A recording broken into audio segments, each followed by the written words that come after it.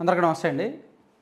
So YSR Congress party నుంచి మరో ఇద్దరు ఎమ్మెల్సీలు పార్టీ నుంచి బయటకు వచ్చే అవకాశం కనిపిస్తోంది. ఇద్దరు ఎమ్మెల్సీలు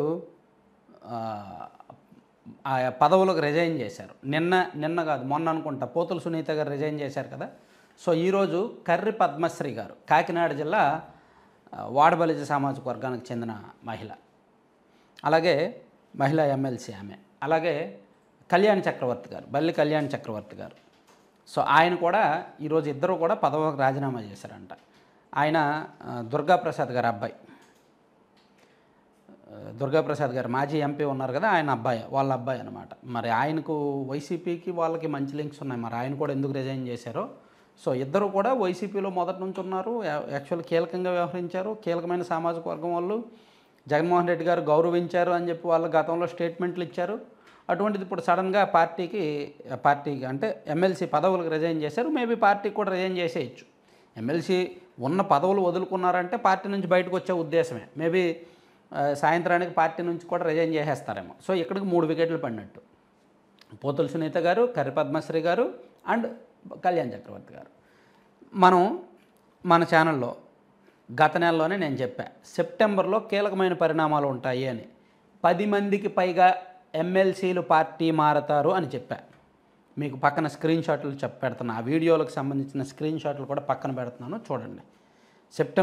నేను జూలై నెలలో చెప్పా, సెప్టెంబర్ నెలలో రాష్ట్రంలో కొన్ని కీలకమైన పరిణామాలు ఉంటాయి, ఎమ్మెల్సీలు పార్టీ మారతారు, 10 మందికి పైగా ఎమ్మెల్సీలతో ప్రస్తుతానికి చర్చ జరుగుతోంది, అందరూ కలిపి ఒకేసారి వైసీపీ నుంచి బయటకు వచ్చి టీడీపీలో జాయిన్ అవుతారు అని చెప్పాను కదా. సో ఇప్పుడు అది జరుగుతోంది. ఆ టాస్క్ 1 by 1 జరుగుతోంది. చూడండి, రాజ్యసభ సభ్యులు నిన్న 2 బయటకు వచ్చారు, ఎమ్మెల్సీ గారు వచ్చారు, ఇప్పుడు 2 ఎమ్మెల్సీలు వచ్చారు.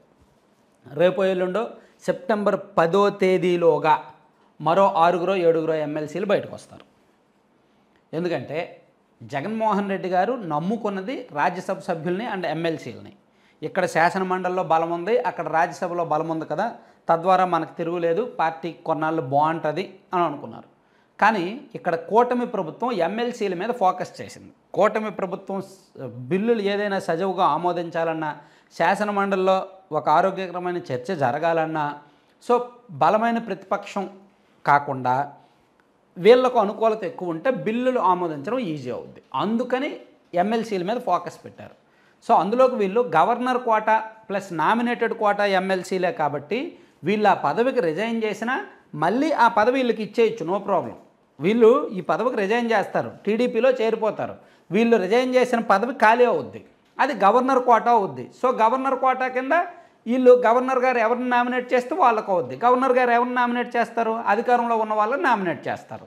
సో అది టీడీపీ వాళ్ళకే చెందుద్ది. అప్పుడు టీడీపీ వీళ్ళకే ఇవ్వచ్చు, ఎవరైతే ఉన్నారో వాళ్ళకే ఇవ్వచ్చు. స్థానిక సంస్థల ప్రజాప్రతినిధులు ఎవరైనా రాజీనామా చేస్తే, ఆ ఎమ్మెల్సీలు రాజీనామా చేస్తే మళ్ళీ వాళ్ళకి ఆ పదవి రావడం కష్టం.